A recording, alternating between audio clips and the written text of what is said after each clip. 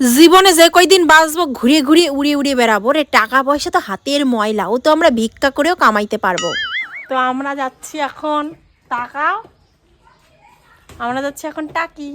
দেখেছো মুখটা কেমন কেমন, আমার এমনই যেতে ইচ্ছা করতেছে না, মানে এমনই যেতে ইচ্ছা করতেছে না, কোনো হাসি মাসি কিচ্ছু নাই মুখে। আমার হলুদ দাঁত তো ভালো, তাদেরকে যদি হাসতাম। এইদিকে পিন্টু আর মেয়ে টাকা তুলে নিয়ে আসলো, আর আমি দেখো আর স্টাইল দিতে পারতেছি না, কি আর বলবো, বুড়ো বয়সে এত ঢং করলি হয়। তারপরে চেকপোস্টে কিছুতেই গাড়ি নিয়ে আমাদের যেতে দিচ্ছিল না।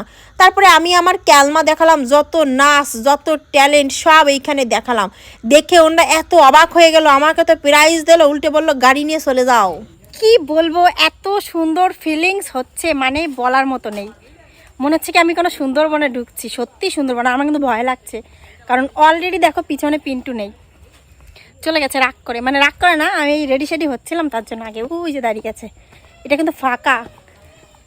এত সুন্দর জায়গাটা কি আর বলবো। আচ্ছা, মানুষে মালদ্বীপ কেন যায়, মানুষে গোয়া কেন যায়, আসলে টাকায় গুতাগুতি করে, তো সেই জন্য। দেখো ভাই, আমি গরিব মানুষ, কিন্তু আমার স্বপ্ন অনেক বড়, তাই আমি টাকিতেই মালদ্বীপ গোয়া সব বানাই নিচ্ছি।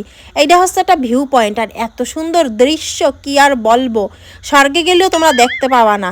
তাই তোমরা যারা আমার মতন গরিব ফকিন্নি আছো, তারা কষ্ট করে মালদ্বীপ গোয়া না যেয়ে চলে এসো টাকিতে, এত সুন্দর দৃশ্য উপভোগ করো। আর এইদিকে আমার স্বামী আমার ভিডিও করে দেয় না, কিন্তু স্যামরাগে ভিডিও কেমন করে দিচ্ছে।